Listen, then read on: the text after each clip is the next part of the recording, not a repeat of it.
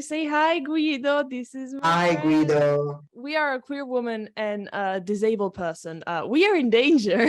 All right. So today we're going to explain in a very absolutely impartial and objective way Italian politics, because we are professionals. Being unbiased is both a thing that you can be and good. So please let me know in the comments how much I am being biased against everything, because that is totally something that I care about. First thing first, we're gonna start with the fascists. Fratelli d'Italia. Brothers of Italy, God, it's so cringe to say it. It sounds so bad. But wait, it gets worse. Yes, if you think... Sorry.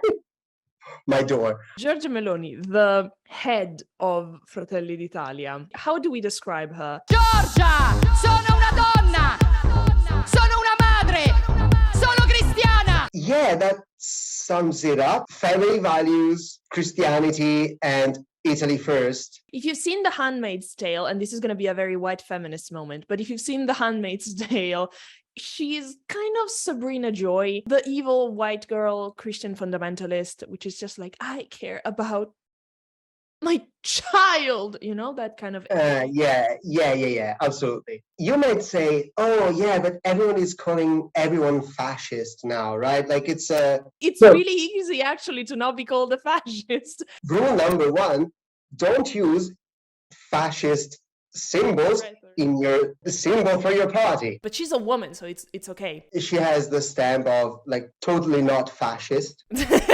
You can literally do a fascist revolution and be like, guys, you're overreacting. Come on. Oh my God. Giorgia Meloni used to be a huge meme a few years ago. She was a huge fucking meme. Everyone was laughing about her. Giorgia! And now we're not laughing anymore. We're like, oh shit. It's always the ridiculous one with the blonde hair, isn't it? It is, yes. She might be the first woman president in Italy. That's so sad. My UK viewers like, word? Let's move on to the breathing, leaving meme. My guy, Matteo Salvini. I'm not even joking. Like every time I see him or I hear him, my body is in physical pain.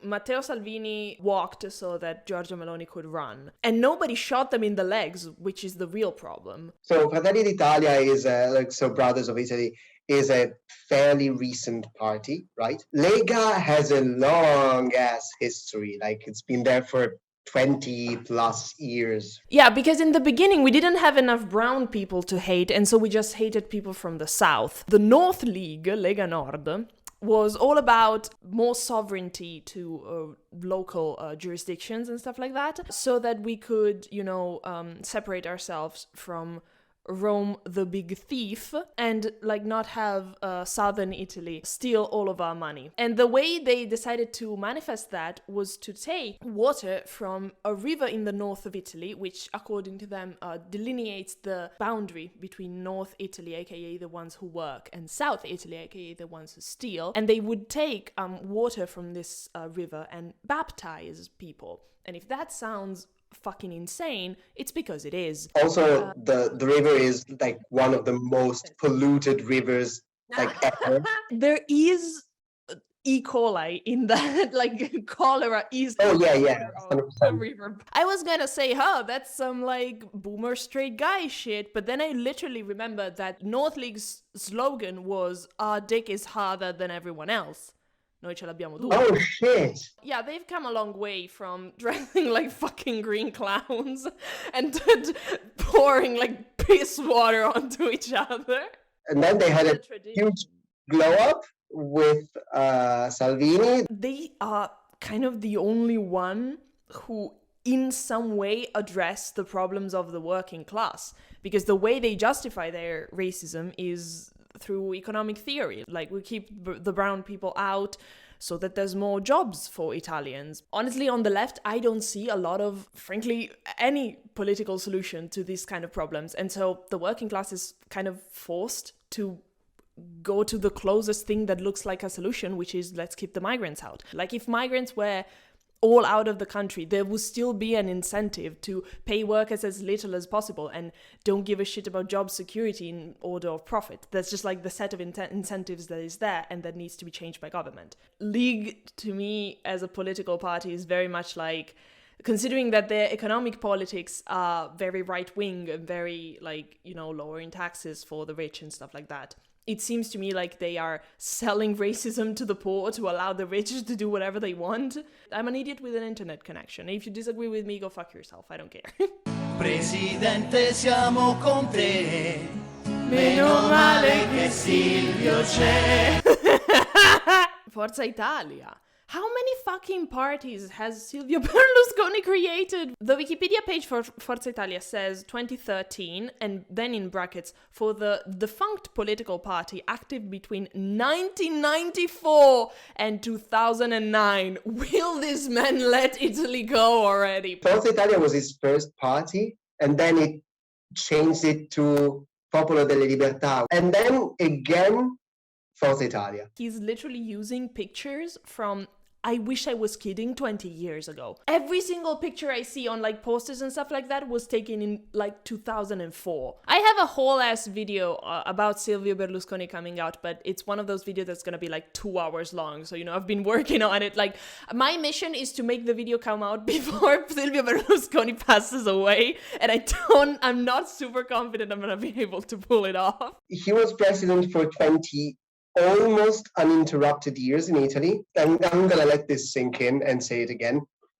20 almost uninterrupted years. Imagine what it does to the culture of a country to have Donald Trump as president for literally a generation. Like, I literally grew up with this man. I'm still kind of undoing, I mean, I don't want to use the word trauma, but like the very strong bias of seeing myself objectified over and over and over again throughout literally all of my childhood and adolescence by, you know, literally all of the media, because like we decided that the president owns half of the national TV channels is not a conflict of interest, but that's a whole other story. And I think that now he's just there for shits and giggles. Remember when he said that Barack Obama was tall, handsome, and well-tanned? Remember when he met Barack Obama and his wife, Michelle, and he went like, oh, remember when he tried to... Remember when he called Angela Merkel an unfuckable lardass?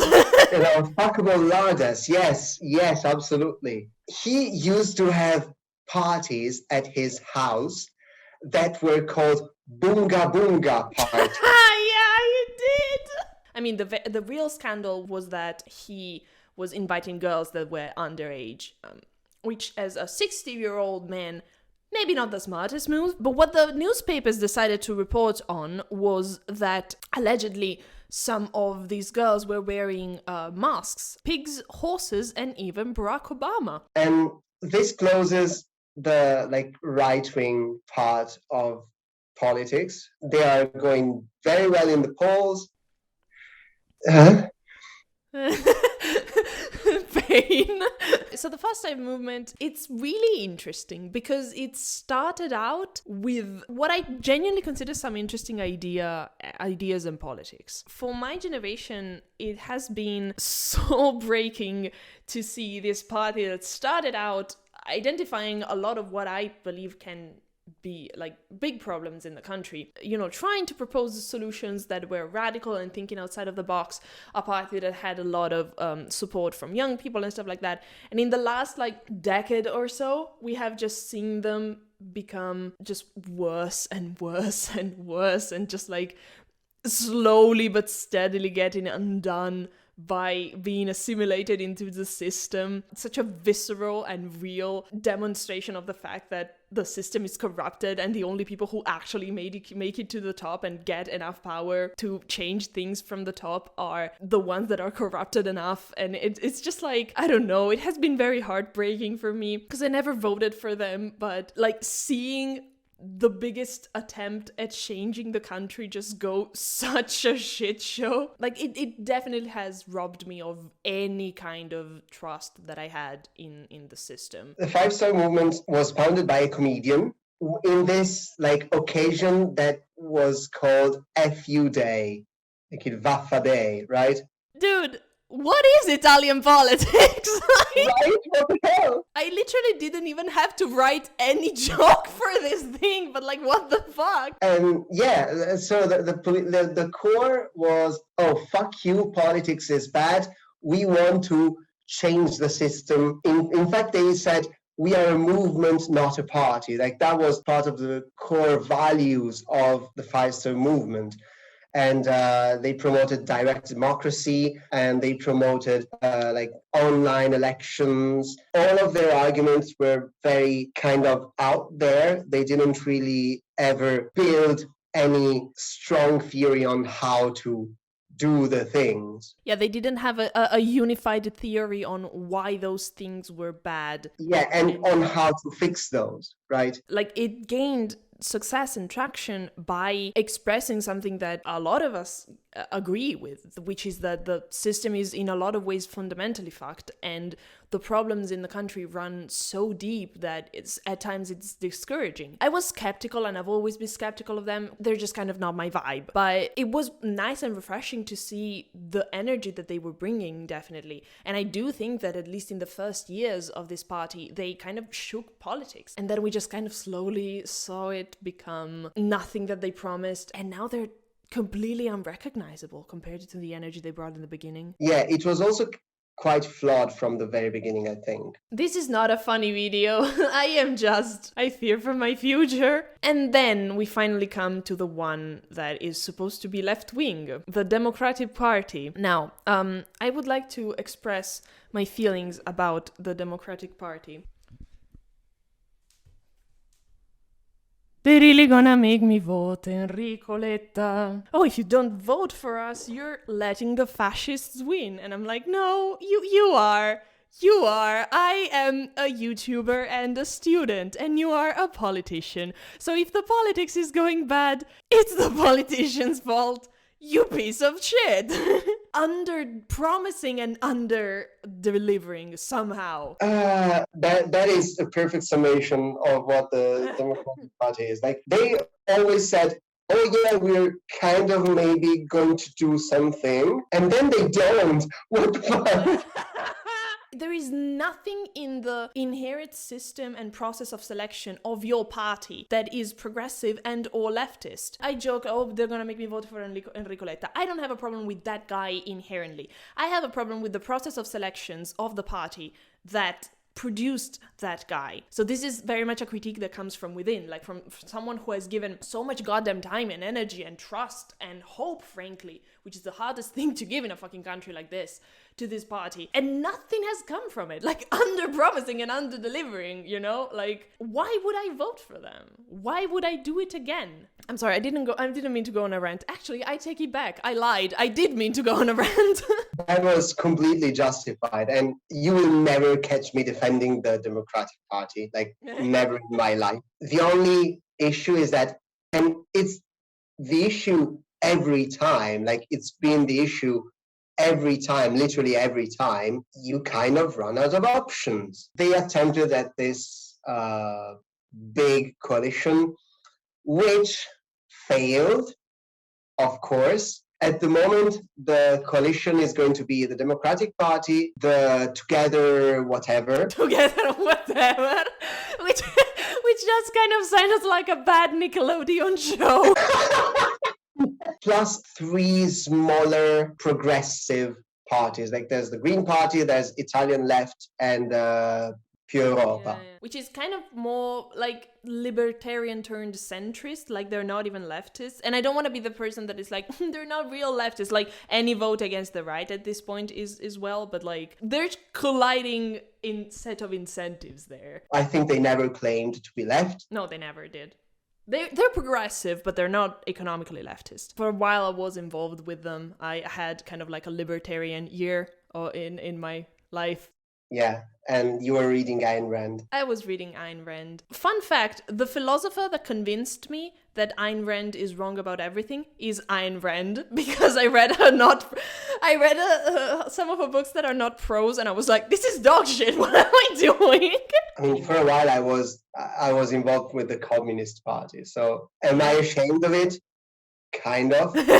People have this idea about Italian politics in particular, and I know there's a lot of young Italians who follow me, so I want to make this very clear. Politics is not inherently corrupt. There are many young people who are genuinely interested and genuinely involved and have good ideas and good morals in the political system. The problem is that they don't make it to the top. The only people that actually make any far into politics are, first thing first, people who have access to so much time and people who get perceived as not radical. If you do want to get involved in politics, as much as possible, try to find a local organization and try as hard as you can. I know it's going to be hard as a newcomer, but as hard as you can, try to change, to make it more accessible to people.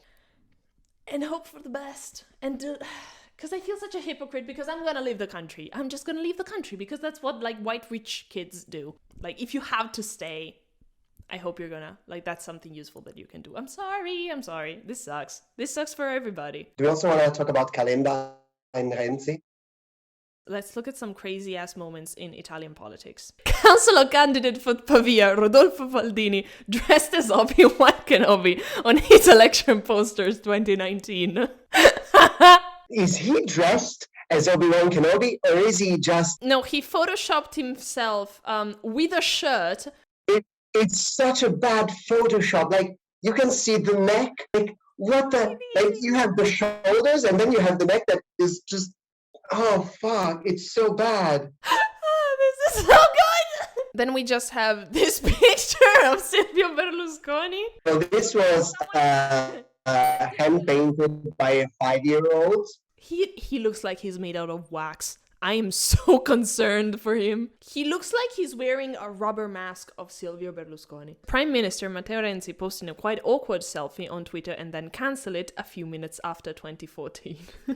The caption says, me. Yeah, I hear you, but the screen sharing is a bit behind. Oh God. Okay, it popped in, and I was like, oh shit. What is this, bestie? If my best friend posted this, I would not like it. That's how bad it is. Yeah, no, I if you posted this, I would write you in the DM. Delete this. Milan mayoral candidate Marco Cappato campaigns on the dating apps Tinder and Grindr 2016. Silvio Berlusconi campaigning with a photo from 2004? Is it 2022? Is it 1994? Is it the 1920s? What's going on? In un attimo la fila al Viminale diventa una sfilata dell'assurdo. Il generale Pappalardo vuole uscire dalla NATO per fermare la guerra. Portare avanti il messaggio di Cristo che diceva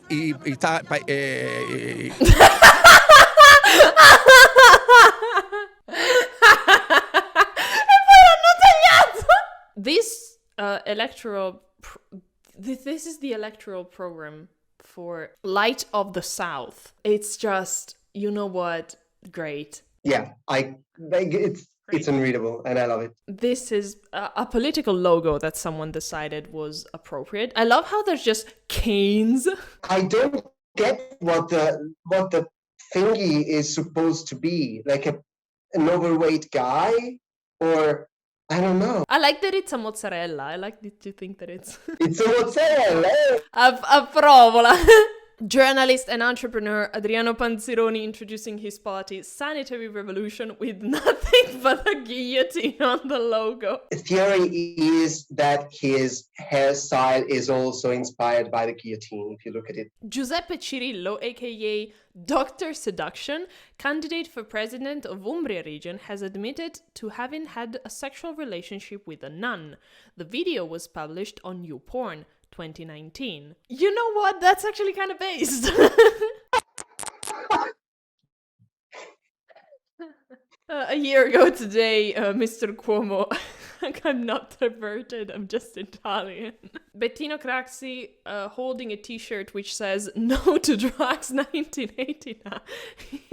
So what have we learned today, kids? Every election, I'm like, pain and despair. And then it's worse.